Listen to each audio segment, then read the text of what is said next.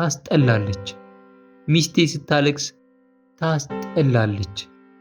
ሚስት ሽንፈት ጥሏት ለሌላ ጠንካራ ለቅሶ አድራሿን በመለወጥ ወደ መኝታ ቤት ሮጠች። ተከተልኳት። አልጋ ላይ በሆዷ ተኝታ በለቅሶ መንደፋደፍ ጀመረች። በጀርባዋ ገለበጥኳት። እውነት ነው? ማን ነገረ? ማን ደወለ? አጎቱ አልኳት። ከንፈሮቼ እንደደረቁ ይሰማኛል። ወይኔ አይሆንም። በጥልቅና በስፋት ለማልቀስ በሆዷ ተመልሳ ወደቀች። ያውል ገንዘብ።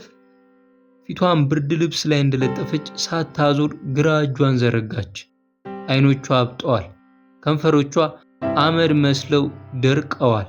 ፀጉሯ የቆሸሸ ይመስላል። ልዑልዬ ሞቶ ብቻህን ልትሄድ ነበር?